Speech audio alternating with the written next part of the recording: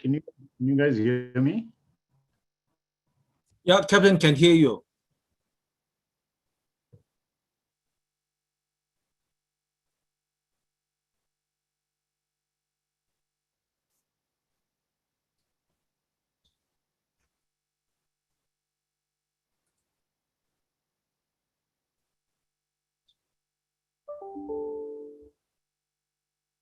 Is Benjamin here? Hello.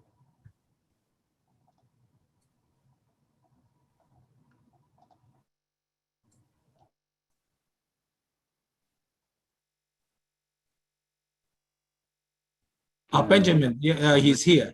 Yeah, I can see he just typed some words in the chat box. Manson, let's start, please. Good evening. Welcome to today's webinar.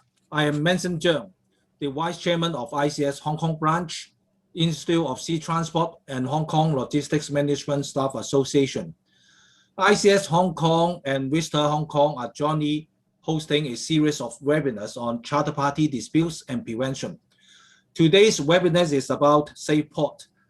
I will let our moderator to give you some more details on this later. Before we start today's webinar, may I request Mr. Benjamin Wong to share with us the initiative by Hong Kong to lead inclusion and diversity. Mr. Benjamin Wong is the head of Maritime Cluster.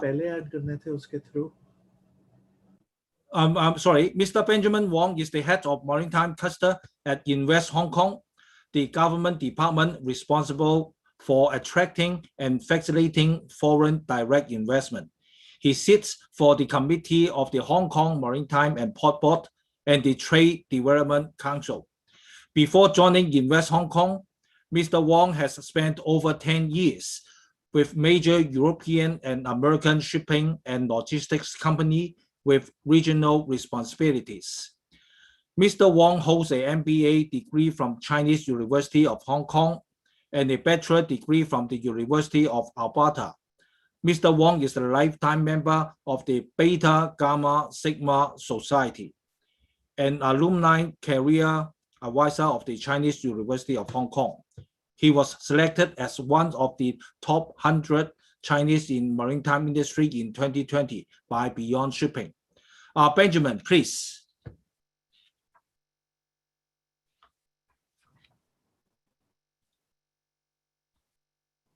Benjamin, can you hear me? Yes, please start. Yeah. Okay, I think, Manson, we have a little bit of issue. So we made Benjamin panelist, but somehow there is a hiccup. So what we will do is, good, you introduce Benjamin, then we'll sort this out, and later on we'll ask Benjamin to tell us about the initiatives that Hong Kong does. You can go ahead, please.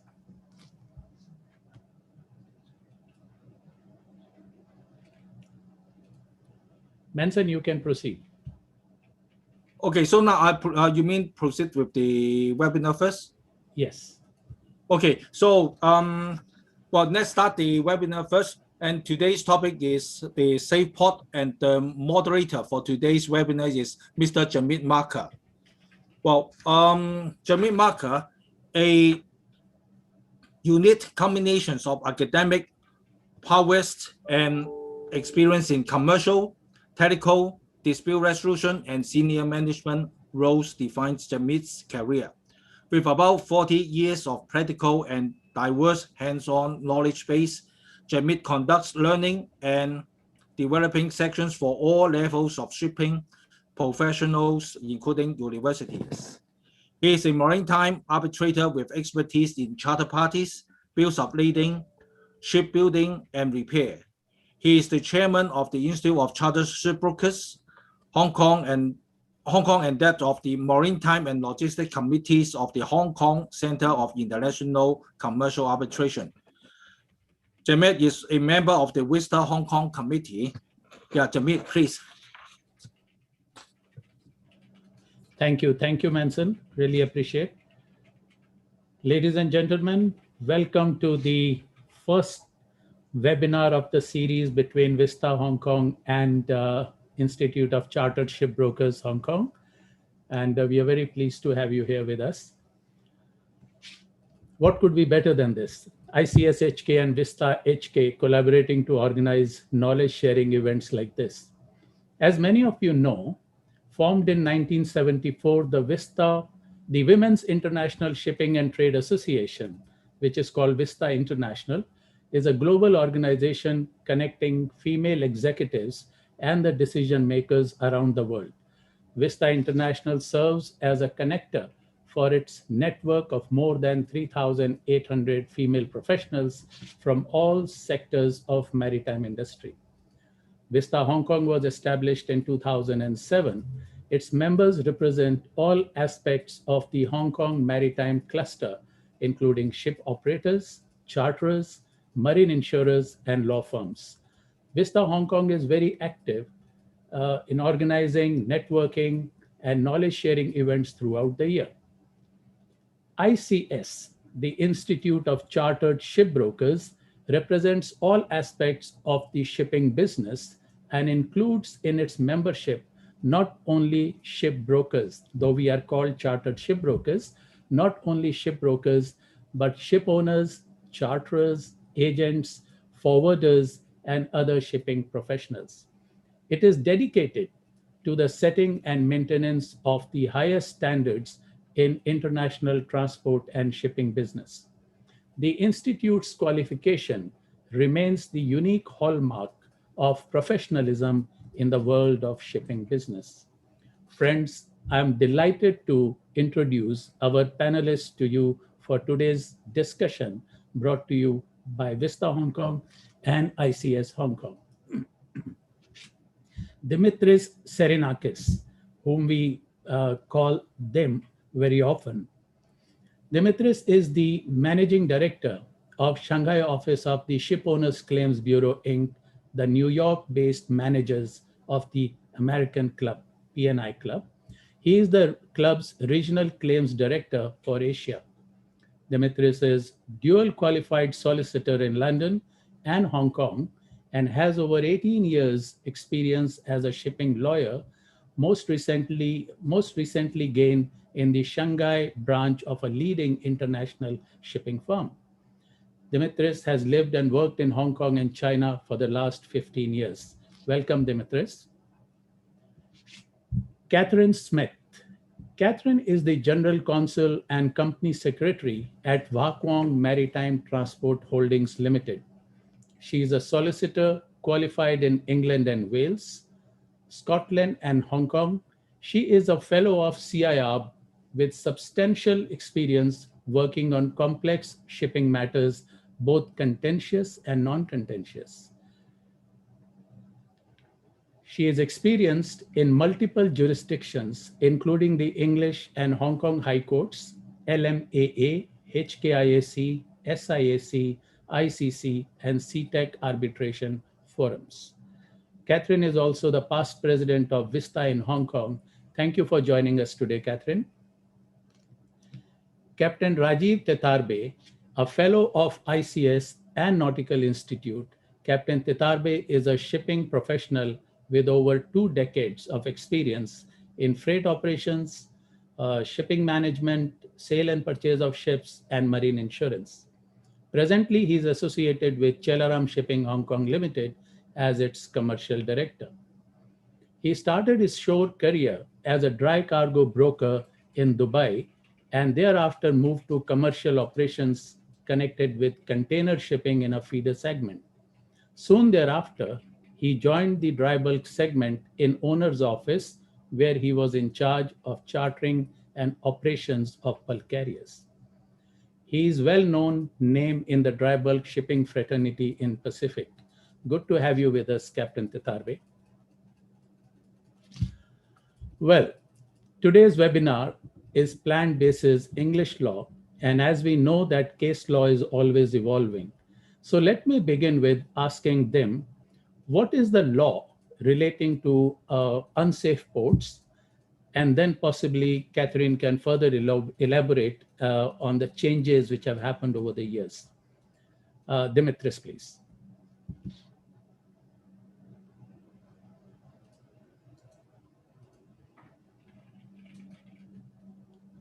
Dim, you are muted.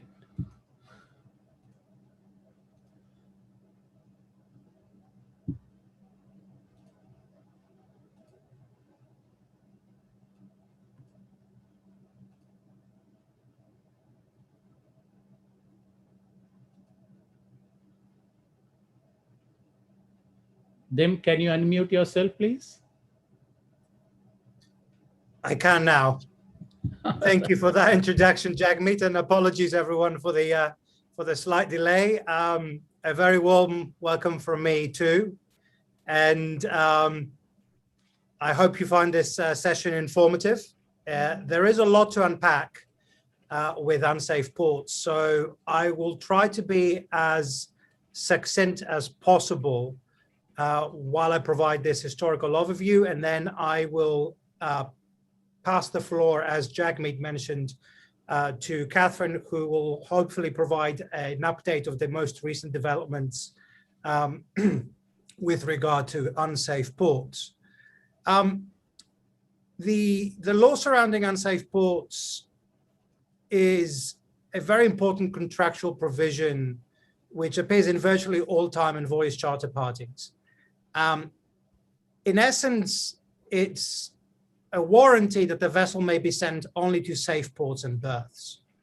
The classic test was laid out a long, long time ago in a case called the Eastern City, almost 70 years ago. And it states that a port will not be safe unless at the relevant period of time, a particular ship can reach it, use it, return from it, without, in the absence of some abnormal occurrence, being exposed to danger which cannot be avoided by good navigation and seamanship. And that is the test that has stood the test of time, really. Now, there are several requirements that flow from that definition for a port to be considered safe. One is that there must be safe access to the port, and that means obstructions, usually permanent. So, for example, something like a neap tide, which is a temporary obstruction, will not count unless the delay is inordinate. It must be a port where the particular vessel, particular type of vessel can lie safely afloat at all states of tide. There must be adequate facilities for the trade that is proposed and the cargo that's being carried. It must be a politically safe port, free from any war or embargo, for example. And finally, after the ship has arrived and discharged the cargo, she must also be able to leave safely.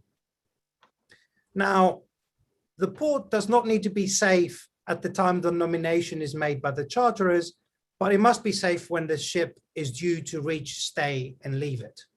If the charterers order the vessel to an unsafe port or berth, then they will usually be in breach of contract. If they are in breach of contract, the master has a right to refuse to enter or stay at that port. Now, what happens is occasionally the ship arrives at a port and the port becomes unsafe after the port is nominated.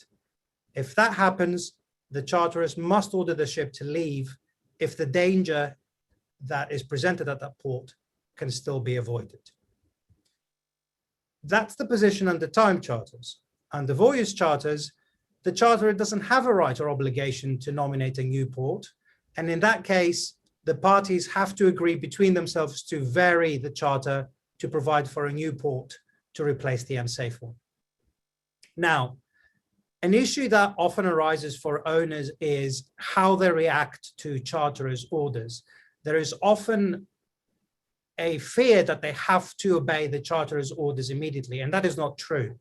The master's obligation on receipt of an order is to conduct himself reasonably, which means that he's permitted a delay, a reasonable delay, to consider whether an order is worth obeying or not.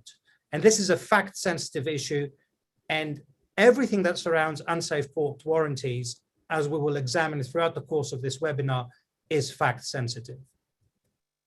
Now, it is also important to note here that if you accept an order to proceed to an unsafe port, an owner doesn't necessarily forego the right to compensation for the breach of the safe port warranty.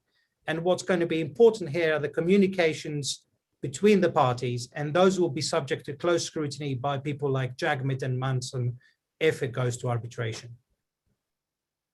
So it's important for owners to expressly reserve any right to claim damages, even if they accept to go to a court. The next issue to examine is that it's irrelevant if the charterer did not know and had no way of knowing that the port was unsafe at the relevant time, if there is an absolute safe port obligation in the charter. The position is different if the obligation is one of due diligence, and this is what we often call the contradiction between absolute and qualified warranties. If the charterer is given absolute warranty, then the port must be good and safe. If there is a due diligence only obligation under the charter party, it merely requires the charterer to display reasonable care, and this duty is discharged if a reasonably careful charterer would, on the facts known to them at the time, had concluded that the port was prospectively safe. The next issue that always comes up with safe port warranties is whether these are express or implied. If a charter party specifically names the loading port or berth and contains no warranty as to safety, then no warranty will be implied. The owner is treated as having assumed responsibility for ascertaining themselves whether the vessel can safely approach, use, and leave that berth. If we're dealing with a range of named loading or discharging ports, then the current state of the law suggests that the position would be the same. However, there is authority that the charterers are obliged to nominate only those ports, which it would be possible for the vessel to reach. Generally speaking, the more liberty a charterer has under the charter party, the greater the likelihood of a safe port warranty being implied into the charter. A further issue to consider is ports versus berths. A safe berth must be safe in the same respect as a safe port. But while a safe port obligation will imply a safe berth warranty, the opposite is not the case. If there is no safe port obligation, the safe berth warranty will only apply to movement within the port and will not extend to the approach to the port, which in some ports can extend for tens and tens of miles. Now, there is an issue which I didn't touch upon, and that is the issue of the abnormal occurrence. And that's where my friend and former colleague, Catherine, will illuminate you, in particularly as it relates to the case of the Ocean Victory. Thank you from me for now. Thank you, Dim. Catherine? Thank you very much, Dim. That's a perfect segue on to discuss really the case of the Ocean Victory, the details of which may be familiar to a number of you on this panel. And it's a really good case to use to describe some of the issues and the themes that Dim has raised in his really succinct sort of overview of the law of safe ports. And by way of a really brief background, this case involved the vessel, the Ocean Victory, which was at Kashima Port in Japan. And the vessel was subject to two rare conditions, or a combination of factors. That was swell generated from long waves, as they were described in the cases, which are common in the North Pacific. And two, a very severe northerly gale force wind happening at the time that the vessel was in Kashima Port.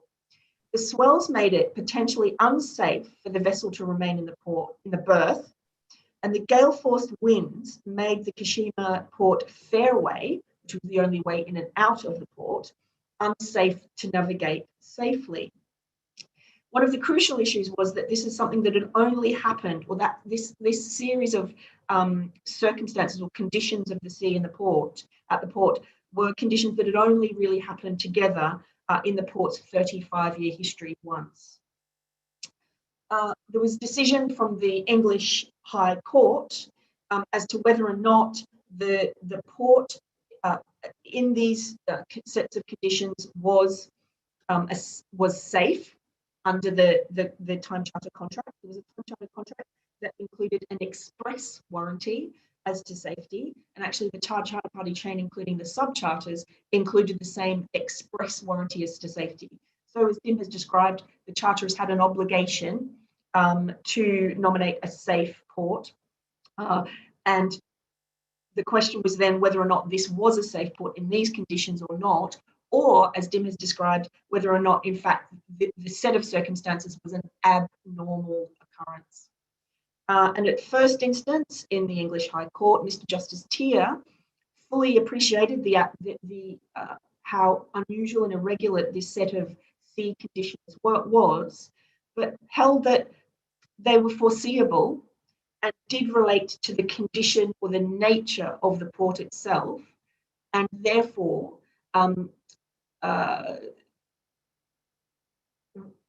did not relate to the condition and therefore was an abnormal occurrence. That decision was overturned by the Court of Appeal, the English High Court. The English Court of Appeal held that, in fact, this set of circumstances was an abnormal occurrence. And the factors that they took into account were the fact that this had only happened once in 35 years, and that the fact that the northerly gale had come up so quickly was really rare and unusual as well. And so it was an abnormal occurrence, and as such, fell outside of the classic definition that Dim has given in the Eastern City of whether or not the port was safe or not. And that decision and that conclusion was maintained by the Supreme Court as well. So the Court of Appeal's decision on that was upheld by the Supreme Court. And the Supreme Court held that the correct approach to take for the purposes of evaluating the prospective safety of the port was to look at whether or not it was a normal attribute of the port or an abnormal occurrence. And you had to take abnormal occurrence not as some kind of legal phrase, but in its normal meaning of the words. Such an approach inevitably includes considering the past history of the port, as was done in this case, whether an event like that had happened before and was likely to happen potentially again. In this case, no vessel had experienced these conditions before, and the severity of the storm that built up rapidly was also taken into account. And in assessing then whether or not the Kashima port in that circumstance was an unsafe port or not, or whether or not these circumstances were an abnormal occurrence, the Supreme Court followed the Court of Appeal and held that it was an abnormal occurrence. What's really interesting, I guess, about Ocean Victory is that it's really a discussion of the interplay between the nature of the port itself and also whether or not these are events that occur unusually abnormal occurrences outside of the normal situation of the port and physical condition of the port itself. And so it provides a really useful guidance on how we apply the Eastern City test.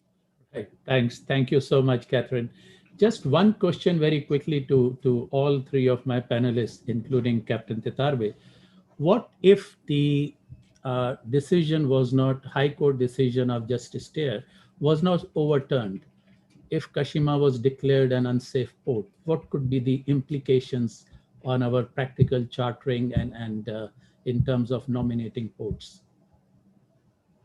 Just maybe a few seconds, if any of you, each of you can tell us what could have been the implications.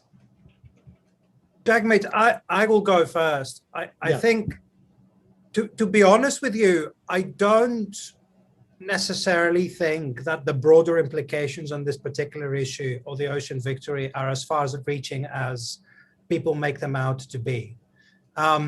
The key, and there were multiple decisions that were made by the Supreme Court, but the key issue here is that the Supreme Court decided that the error was in not compounding together the two abnormal occurrences, but treating them separately. So I think it creates a very specific set of circumstances for the examination of unsafe ports in general. And that's where the decision turned on that particular case. It was the weather and the wave pattern combined together, two abnormal effects taken in as a pair that created the abnormal circumstance. So I think it was a particularly expensive case for the Hull underwriters, but I think it has to be seen within the confines of itself to some degree. I think the broader implications are that you really need to examine carefully the history and the variety of abnormal occurrences, and not discount a combination of one or more of those together, or two of those, or more of those together. Thank you. Thanks, Dim. Anything from Catherine or Captain Titarbe on this? I suppose Practically, yeah. if we, it's academic, but if Mr. Justice Tier's decision had been upheld, it included an element of sort of foreseeability, that it was foreseeable that there would be this long waves from the swells in that region, and that at that time of year storms were known to occur. So would that leave both owners and charterers in a position of having to assess a huge range of potential occurrences that are now kind of brought into being part of the characteristics of the port itself? I mean, I just think the law around this is really about the allocation of risk. And so I think if you added this element of foreseeability in there, it would really expand or the allocation of risk as between owners and charterers, which would be quite difficult to adjust to. Yeah, thanks, Catherine. Captain Titarbe, would you ever accept a clause that includes a qualified warranty with regards to the safe port? Charterers might come and tell you that they are satisfied based on the known facts, the port is prospectively safe. I mean, what sort of guidance would you give to your chartering managers, especially when the market is so bad like Q1 2016, and the charterer is insisting, and he's got choices, he's insisting that such a clause has to be included, where it's a qualified safe port warranty and not an absolute one? My own experience, can you guys hear me? Yep, loud and Yeah, clear, okay. sir. My own experience has been, Jagmeet, that generally the qualifying of the safe port warrant is more witnessed in the liquid cargo trade than dry cargo. I can tell you that the last so many years of chartering experience that I have, there is very seldom have I seen in a dry cargo charter asking to qualify for warranty. I think it is really expected that's that. But then having said that, possibilities exist. It could come to me, charter that I can. Options, sign and get. I could try risk. In any case, my understanding is that the contract, primarily the safe port, in my opinion, is always a matter of law and fact, and well known to the industry. There is an apportioning of both the owners are taking. So the situation. Captain Titarbe, we are losing you in between. Rajiv, we cannot hear you. You're losing you in between. So I think I'll just proceed with the next one. Can you hear me? Yeah, can you please try again? You are talking about apportioning the risk. Yeah, I Oh. was saying, can you hear me now? Yeah, can hear you now.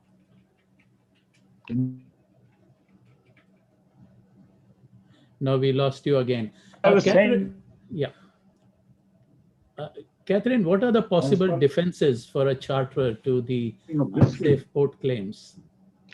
Thanks, Jagmeet. So we've spoken a lot already about abnormal occurrences and whether an argument could be made that the particular condition or unsafe circumstance is one which is an abnormal occurrence under the classic definition, or whether or not, in fact, it's part of the characteristics of the port. So charterers would often argue or seek to argue that, as they did in Ocean Victory, that the particular event that may have caused damage to the vessel was something which was an abnormal occurrence, and so falls outside of the definition of the safe port warranty, or whether in fact it's part of the characteristics of the port and falls within. And we've spoken about that already in a bit of detail.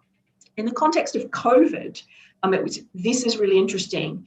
For example, if owners argued that the port is unsafe due to a COVID infection, we'll talk about that in a bit more detail shortly, then charterers are likely to argue that this is an abnormal occurrence because it doesn't relate to the characteristic of the port itself, but is something unusual and abnormal.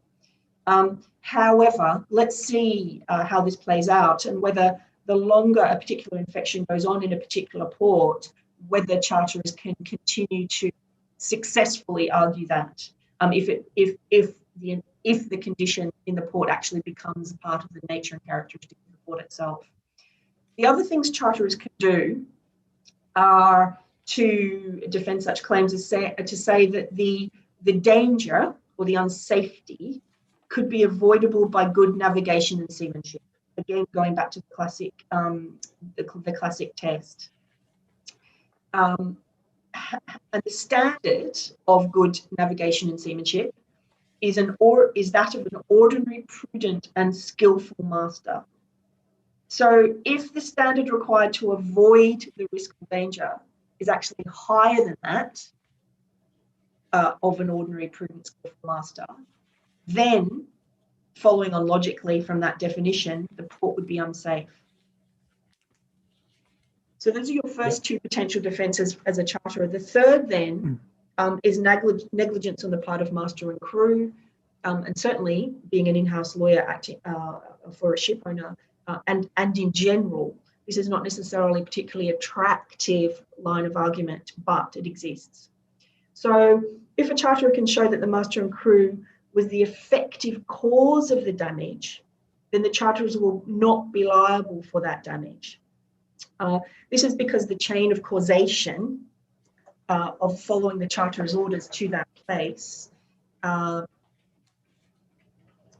and the damage caused by that has been broken by the intervening event of the alleged negligence.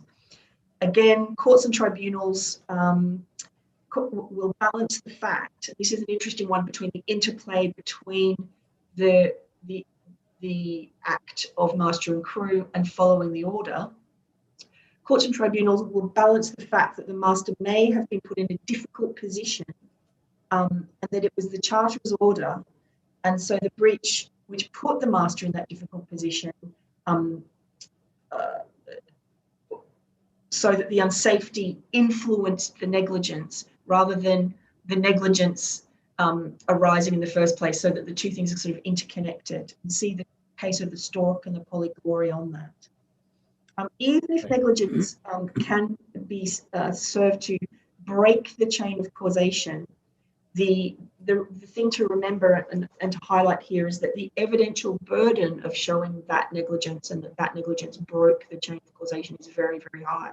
So it'll be difficult, one would say, and I would say, acting on behalf of an owner, it'd be very difficult evidentially for charterers to successfully argue on crew negligence, breaking the chain of Thanks. Thank you so much. Dim, what do you think? Do the arbitrators and the court do they easily agree with regards to negligence of the master? Or this is something very difficult? In my as experience, Catherine, yeah. in my experience, no. I think generally tribunals and courts have a lot of sympathy for masters and the crews on board ships that find themselves in difficult positions. That doesn't mean, of course, that they disregard the applicable tests for good seamanship and navigation, or they disregard what negligence constitutes. But I think that they do appreciate that the people on board the ship are under immense pressure to perform, and provided they operate within acceptable parameters, we cannot go around blaming them if an incident occurs. So I think, and what we advise generally is that the sympathy will likely lie with the master and his crew. Right. Thank you for that. So, and also them coming from the P&I club. So, people always look towards a lot of advice. It's an amazing sort of guidance material which is available on most of the charter party disputes and other safety issues. So what sort of insurances would you tell us are available for owners and charterers in this respect? Sure. I mean, the answer is really twofold. One is what insurances are available, and the other is what insurers can do. If I take the second question first, I think both Catherine and I have emphasized that examining an unsafe port claim is an extremely fact-sensitive situation. And that means that the collection of contemporaneous evidence becomes critical. It becomes of crucial importance in order to protect the interests of whichever party we are helping out. Now, this is the bread and butter of P&I clubs, right? Coordinating between and cooperating with various parties is what we do day in, day out, not just our P&I club, every P&I club. So we have extensive experience and expertise in doing this, and we're really best placed to pull all these strings together and collect the evidence for owners or charterers. But we are not the only insurers that or who are involved in an unsafe port claim. If there is physical damage to the ship, as was of course with the Ocean Victory, it's the hull and machinery insurers that will be leading the investigation, and a subrogate insurance will probably have taken over from the vessel owners. And normally any physical damage caused to the ship would be covered by a ship owner's hull and machinery insurance in the case of an unsafe port. That excludes incidents, of course, that may fall under a war risk policy, such as mines and torpedoes and stuff like that. But generally speaking, it'll be the hull and machinery underwriters who are leading in such a situation. The P&I club will have a crucial role if there is a pollution because of the blue cards that we issue. And of course, almost always when an incident occurs like this, there's cargo on board the ship being loaded or discharged or en route. And standard cargo insurance terms provide cover for some of the likely claims that these risks throw up. So they will be involved on behalf of cargo interests. Charterers have, on the P&I side, fairly similar protection to what owners have vis-a-vis their sub-charterers. And as regards their liability to the owners, they have damage to hull policies in place.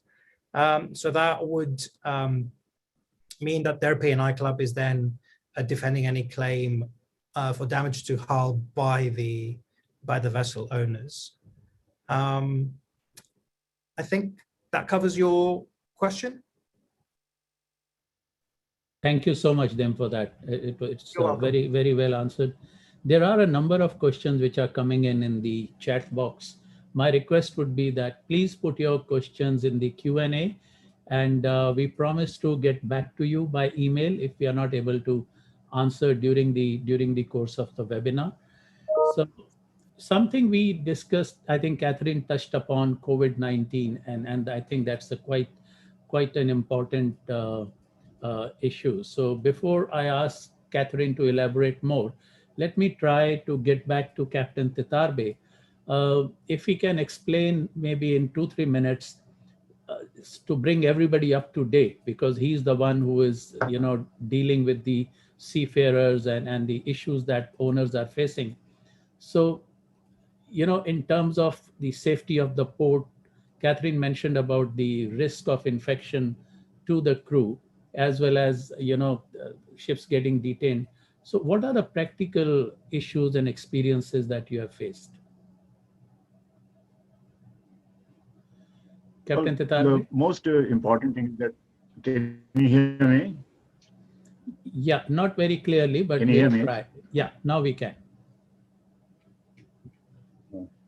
I was saying is that the difficulty that we are facing is that do crew changes because of charters required.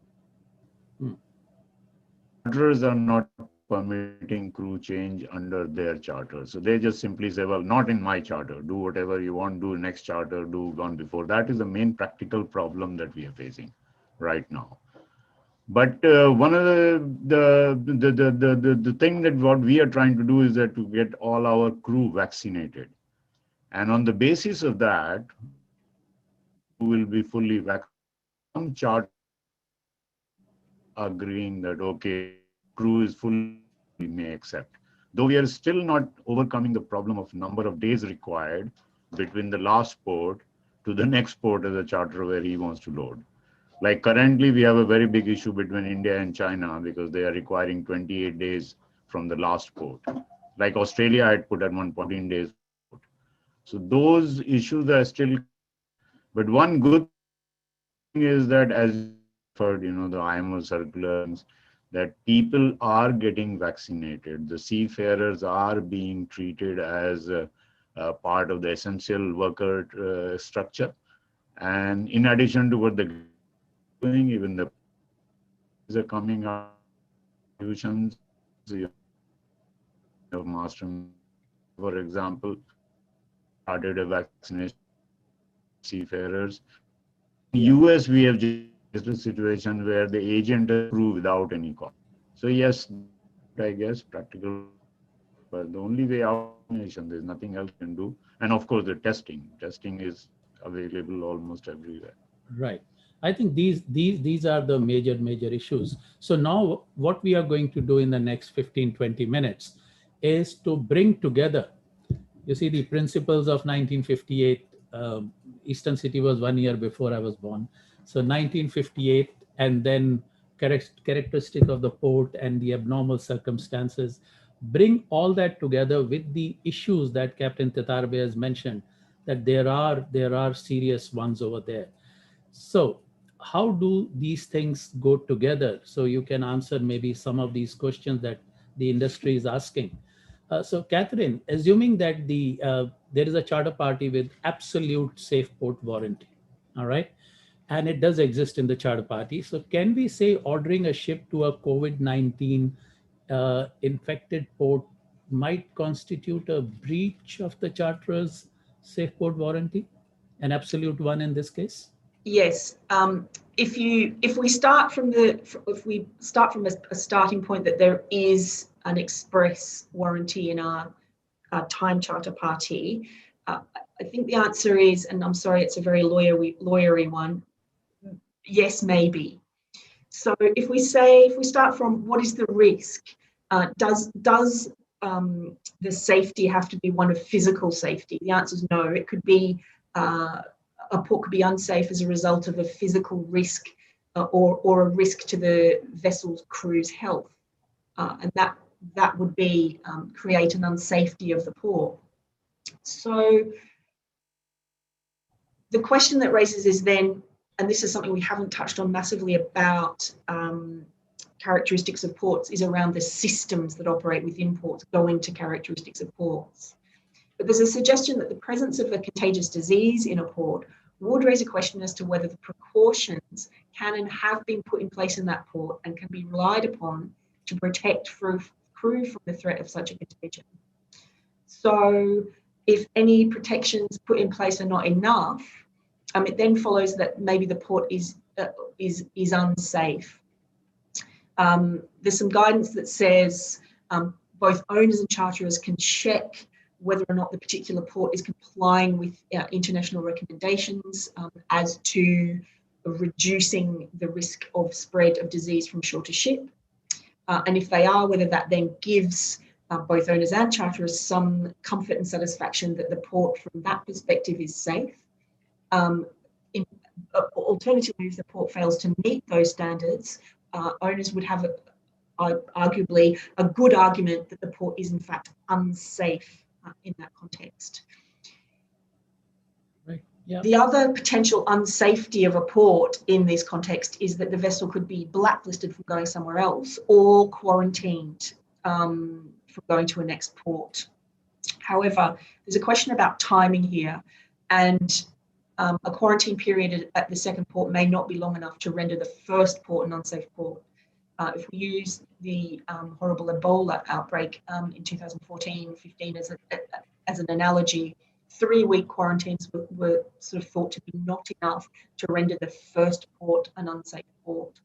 And that's kind of what we're seeing here at the moment in operations, where quarantines are around 2 to 3 weeks, which is an operator, and Captain Tatabi, I'm sure will say, agree, is actually a really long time from the purposes of determining whether the first port is an unsafe port. The wisdom at the moment is that isn't sufficient. Right. Yeah. So in other words, it's going to be difficult to establish either one of these things. But on the first point, I would add that the information on the ground is only going to be as good as the data that's available there. So we certainly would be looking to be relying on the likes of Dimitri and correspondence and local, state and national level health organisations providing good data on the ground to help all of us determine these things and try and avoid having an unsafe port dispute in arbitration. Thank you. Thanks, Catherine. Thanks so much. Dimitris, if I come to you on this one, earlier while answering, Catherine had mentioned the abnormal situation could have been there moving from 2019 December to January, but as this thing is getting prolonged, possibly it's more to do with that you have been aware of it and some actions are being taken. So from your personal as well as club's perspective, what sort of advice would you have for the owners in this respect? Yeah, it's a very difficult one. I think the chances of arguing an unsafe port were much higher in the beginning of the outbreak. Right now, they are much more limited, if I would say almost non-existent. I think because the threshold just generally, not just for COVID, of satisfying the unsafe port test is so high, you would require quite a collection of circumstances all happening together, and very strong and clear evidence of these circumstances applying in order to be able to prove now that you are in an unsafe port situation. The delay, unfortunately, the quarantine is an issue because the test requires an inordinate delay, and 2 to 3 weeks, depending on the duration of most charters, doesn't necessarily make it an inordinate delay. So that's one problem. The other problem we now have is, of course, that a lot of the ports have preventive measures, and ordinarily you would rely on the lack or insufficiency of preventive measures for a port to argue that the port is unsafe. What we now faced is with quite the opposite. Ports are being far too robust for our liking, in the sense that they're being far too stringent in the preventative measures that they're applying. So I think that makes it very hard to prove an unsafe port now. I think right now you would need strong and clear evidence of an outbreak that is uncontrolled at a particular port. You need to show that there is limited or none at all preventative measures being taken place by the local port authorities. You need to show some sort of closure of the port as a result of the outbreak. And even that, I'm not sure whether it's enough to carry you over the barrier and not cause owners to proceed to a nominated port as instructed. I think at this stage, the best owners and charterers can do is speak to their clubs and their correspondents and their in-house or external legal advisors before concluding charters. And if they are talking about ports or range of ports or a series of nominated ports where there are known to be problems, that robust clauses are drafted to protect that respective party in dealing with the consequences of a long wait period, for example, or something like that. I think that's the best we can do at this stage. Right. Thank you, Dim. Captain Tetarbe, now earlier I asked you about the Q1 2016, but now we are in a very beautiful dry bulk market where you are, in the driver's seat. So what Dim has suggested, so are you in a long live the market? Long live the market, of course. Brokers also have fun in good markets. So coming to this issue, that are you able to make changes in the charter party clauses similar to what Dim has suggested in terms of protecting your part? What do you think?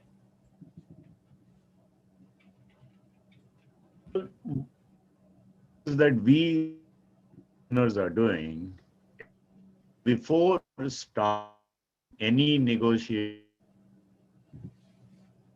we are asking their opinion, the crew change thing we are doing.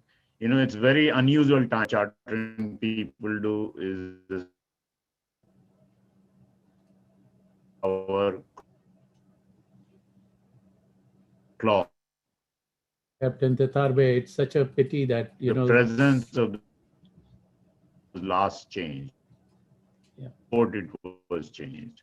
Can live with this before we talk. Development that has taken place, what to do with my crew live, the changes, and this is what I need going for 3 months. Can you live with it? Then we negotiate. And there are times when we are frustrated, charterers who not. Captain Tetarbe, I'm so sorry. We are missing so much of practical wisdom. We are not able to hear you clearly. So we'll just move on to the next part. I'm going to give, we are coming closer to the end of the webinar as far as the panelists, their own discussion is concerned. Now we'll move on to the questions and answers. So before I do that, just one minute, if Catherine, 1 minute, would you like to, what would be the key takeaways for the audience today, and then Dim, and then we'll try again with Captain Tetarbe.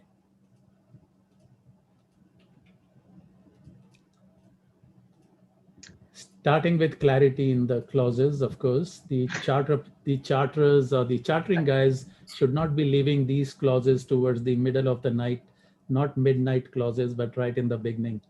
Other than that, anything else you suggest?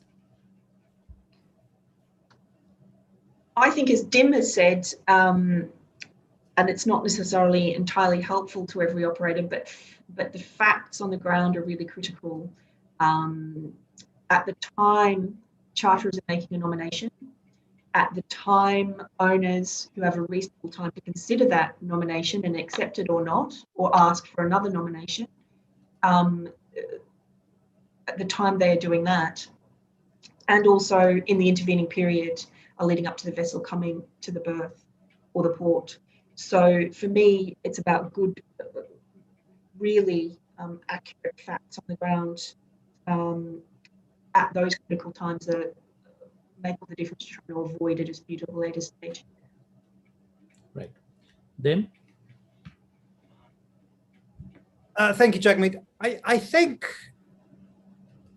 I would summarize the advice in 2 words, which is due diligence. And I don't mean due diligence in the legal sense, in the sense of do your due diligence before you enter a charter party. I mean, these days, both owners and charterers carry out due diligence on their counterparties to ensure that they're able to pay or run a ship, to ensure that the vessel is not going to run into trouble, to ensure that bunkers are not going to be arrested because some money is owed somewhere. So we do this routinely for our members, whether they're owners or charterers. It's not a stretch to go from that and carry out due diligence on the trade that is proposed itself. And it takes very little time to do that. While you guys take time negotiating freight rates and hire rates, your clubs and their correspondents and your legal advisors can very quickly ascertain what the risks are for any proposed trade. And that's what you, whether you're owners or charterers, should be looking to do. And we're seeing it with our members already, but I wish more people would do it. Very simple. My ship, my charterer wants my ship to call this port to load and this port to discharge. What should I be aware of? And we can have an answer for you very quickly that will allow you to make an educated decision, make a calculated risk on whether you want to take this trade on or not. Yeah, that's fantastic. Then thank you so much. And also, I think working very closely with the port agents, with the operations in the same office, it's some sort of cross breaking the silos and cross-functional approach could be very, very useful and helpful. Captain Tetarve, would you like to add something? No, I mean, currently we always were using a booklet that BIMCO used to publish, check before fix. So that fixing is and more now, particularly in this COVID scenario, your first port of call, they can give you whatever information is required for that port. But even the industry gives you feedback. You know, you can call people, ask them, you haven't called a port, if there is anything different, is anything changing, is there a way around it, and all kinds of things. There are practices available to people. You need to go looking. Dim said, before you get into the charter contract, you better do this practical due diligence, and that will always give you better dividends, I guess. So that's absolutely fantastic. Thank you. Thank you very much, all three of you. So now I just want to say about Vista and ICS. You see how and why we went on to having these webinars. I'm on the committee of Vista Hong Kong and also member of Vista International. So I sometimes do request when we get emails, we write dear all and not dear ladies. Anyway, that's on the lighter sense. So what we decided is that we will try and have a drive towards inclusion, diversity. So while we were talking about that, a thought came, let's hear from Benjamin.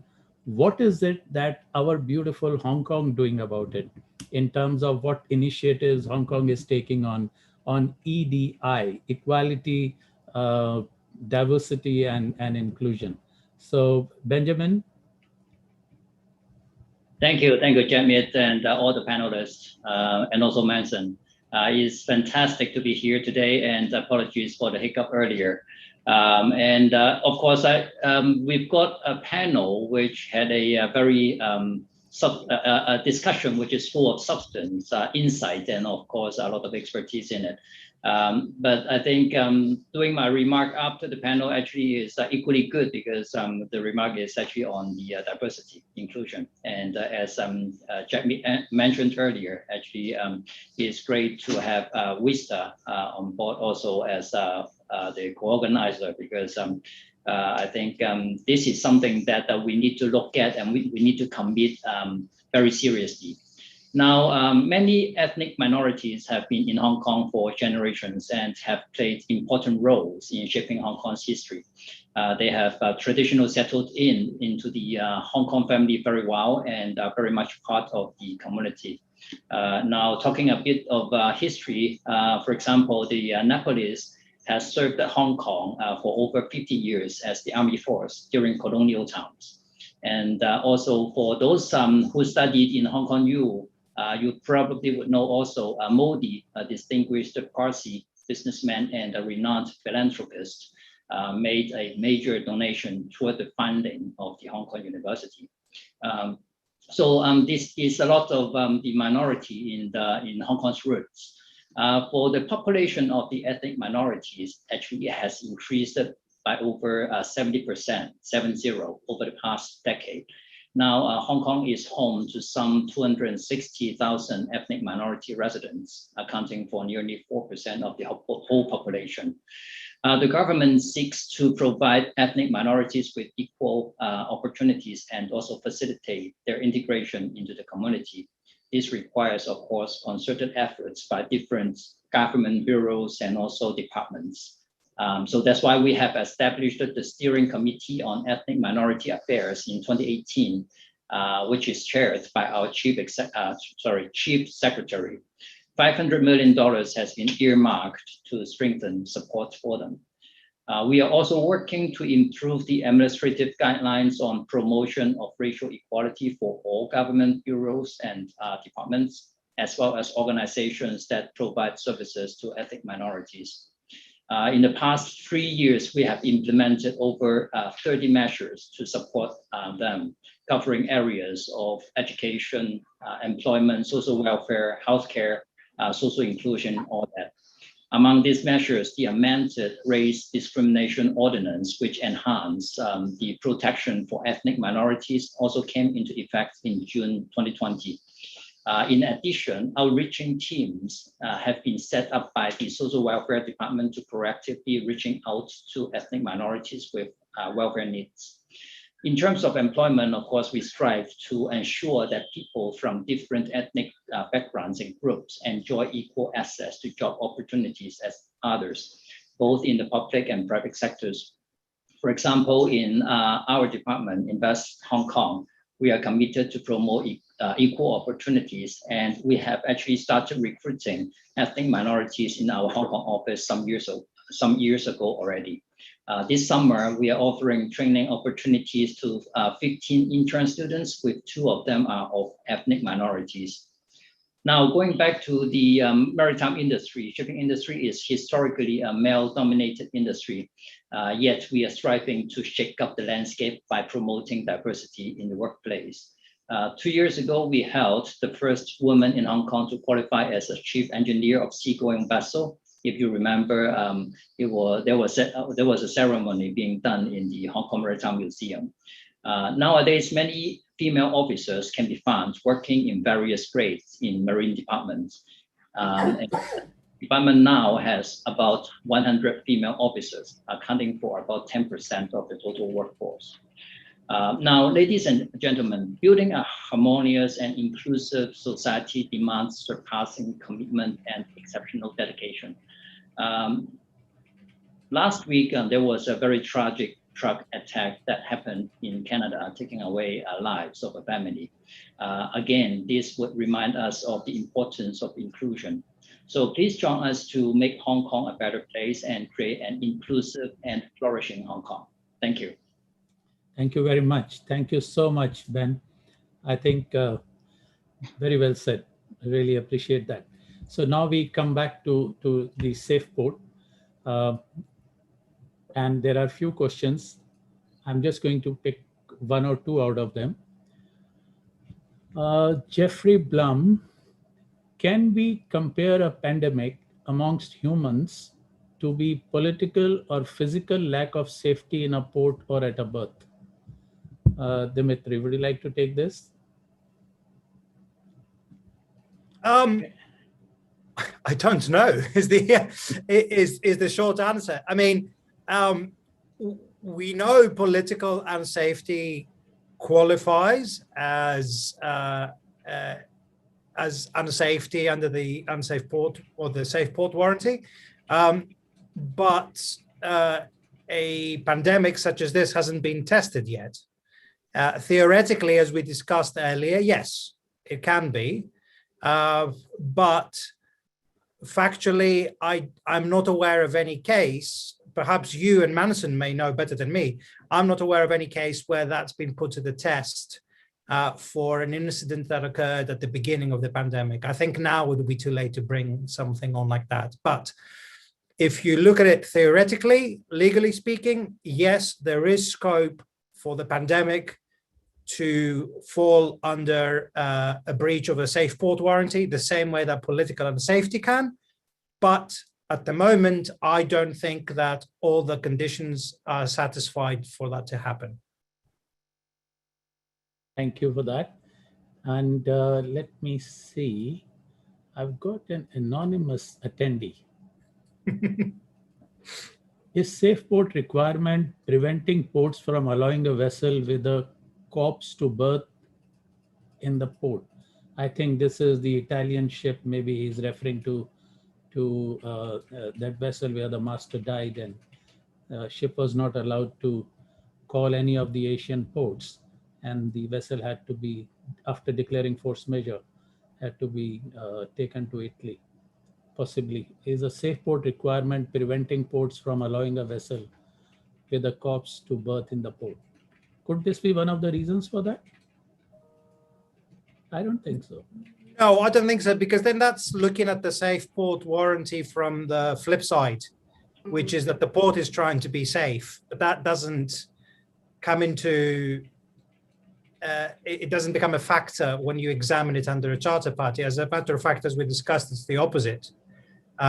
You can't call a port unsafe because it's being extra safe, even if, especially in circumstances that you don't like it. I mean, don't get me wrong, it's an extremely sad state of affairs, but it's not a safe port issue. I mean, ports may see it as such, but it's more of a local political issue than a safe port issue. Okay, I've got a number of questions in the chat box, which is making a little bit difficult, not in the Q&A. Jimmy, there is somebody talking about Chilean port where the ropes part.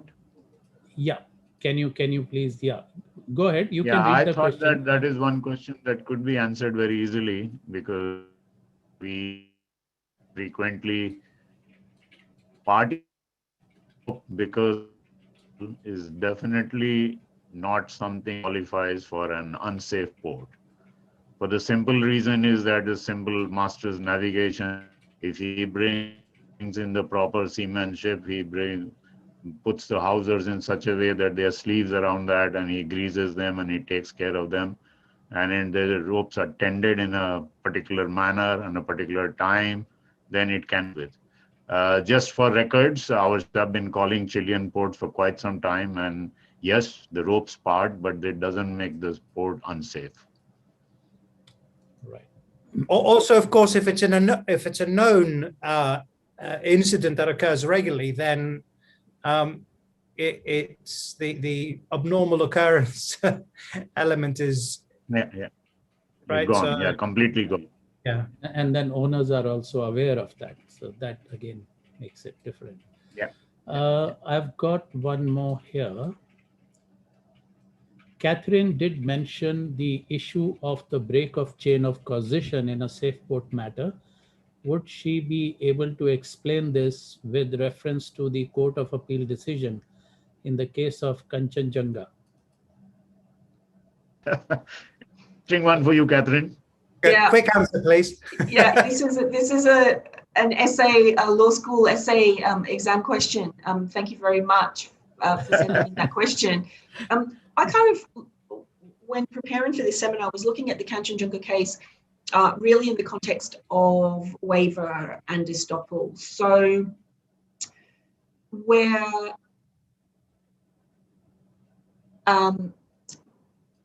the owner, as we've already discussed, is entitled to reject an unlawful order if the owner is right and it is an unlawful order, and request a lawful order to go to a safe port. But I also think it may be a good idea to send it in writing if we can. Later on by email we can answer that one. Yeah, but I suppose that sort of the take-home point on Kanchenjunga is really if owners agree with full knowledge of the potential danger or risk in the port, but comply with the order anyway and agree to go, they may have waived their rights to claim damages later. So the message is reserve your rights as an owner if you're going to agree to do that. And tribunals and courts are going to look very closely at correspondence between owners and charterers where owners have followed such an order with the knowledge of such a danger. Thank you. Now, I think we got 3 minutes, and this would be the last question because it's equally tough, and I will have my lawyers to answer that. And in any case, we will send them the reply by email.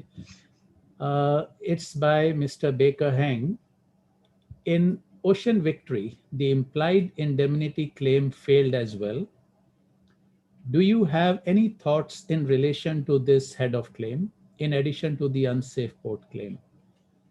In what circumstances would an Ocean Victory matter implied indemnity claim succeed on the assumption that the employment orders were legitimate? Oh. It's not an easy one.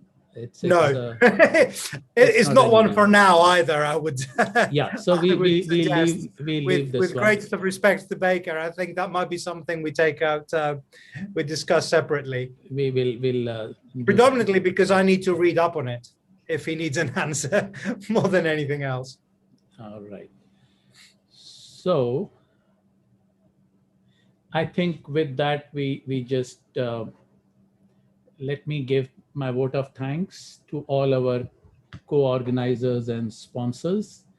So I'd like to thank our co-organizers, Chartered Institute of Arbitrators, East Asia Branch, Hong Kong Maritime Arbitration Group, Singapore Chamber of Maritime Arbitration, SCMA, and of course, LMAA, London Maritime Arbitrators Association, and all our supporting organizations, which are almost 18 of them, and a number of media partners. They have been very kind, and some of them are live broadcasting the event. And as I said earlier, the panelists will reply to the questions raised during registration. I think there was one from Mr. Kirkis, and we will send the reply to you. And today's chat box as well as the Q&A. So ICS Hong Kong and Vista Hong Kong will come back to you on the 12th of August to discuss the validity of NOR and lay time commencement. It's a big one, and we don't want that webinar to become a lecture. We are trying to pick out the key points, important ones, and to have a good discussion. This is an interesting topic, and I'm sure participants will have a number of takeaways. So I would like to end today's webinar with something that I read on one of the PNI Club Schools website. It says, in the words of Samuel Johnson, "He is no wise man who will quit a certainty for an uncertainty." The issue of ports berths safety, port berth safety warranty is far too important to be left to be decided by the coin toss of a trial, and terms should thus be expressly agreed upon. So let's play it safe. Let's not leave the important clauses as our midnight clauses and bring as much clarity. And as Dim mentioned earlier, it's absolutely essential. The club, the PNI club, is there to support you, to give that complete input. So let's make full use of their knowledge and expertise. and minimize the damages. And with that, once again to my panelists, Dimitris, thank you so much. Catherine, Captain Titarbe, Benjamin, it was so refreshing to hear what, just incidentally, I'm a member of the Diversity List 2017 of the Jubin Foundation, and I know an amazing work foundation is doing on the ethnic minorities. Thank you so much. And Manson, thank you so much for your support. And Jeffrey, I have got it right. I will call you Mr. Bloom from tomorrow, not Mr. Blum. So, all right, with that, good night and wish you all the best. Have a lovely evening. Bye-bye.